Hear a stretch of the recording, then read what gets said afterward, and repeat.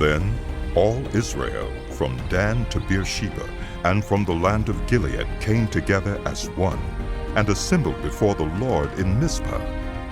The leaders of all the people of the tribes of Israel took their places in the assembly of God's people, 400,000 men armed with swords.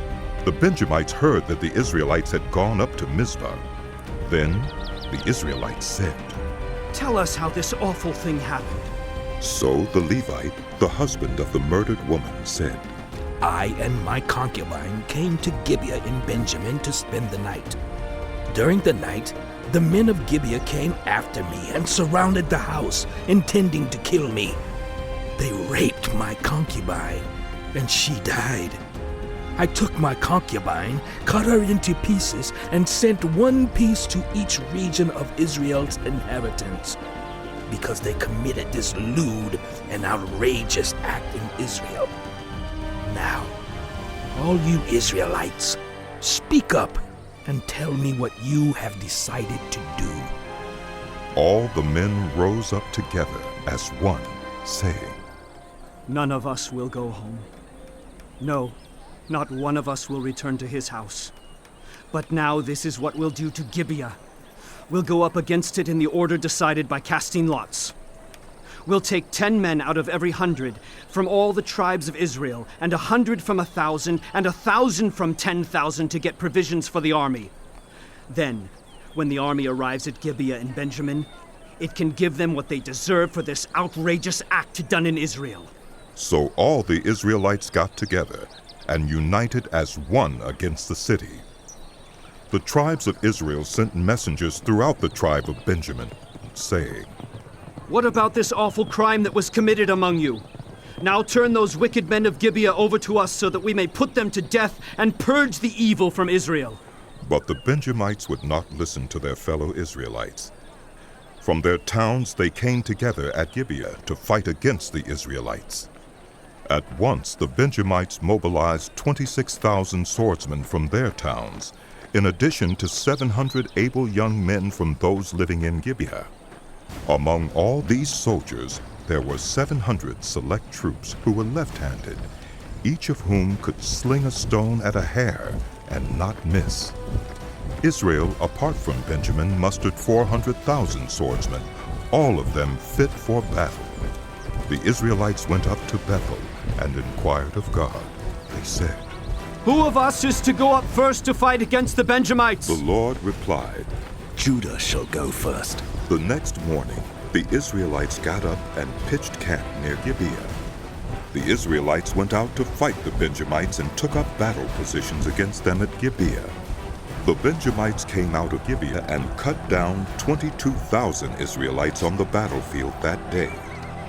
But the Israelites encouraged one another and again took up their positions where they had stationed themselves the first day. The Israelites went up and wept before the Lord until evening, and they inquired of the Lord. They said, Shall we go up again to fight against the Benjamites, our fellow Israelites? The Lord answered, Go up against them. Then the Israelites drew near to Benjamin the second day.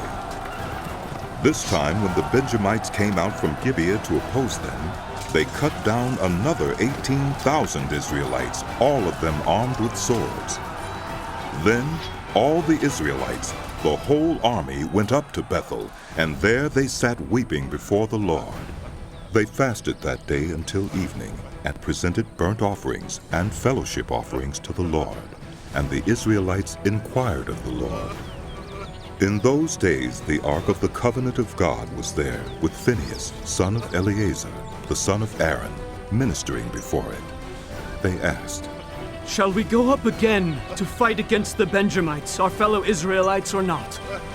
The Lord responded, Go, for tomorrow I will give them into your hands. Then Israel set an ambush around Gibeah. They went up against the Benjamites on the third day and took up positions against Gibeah, as they had done before.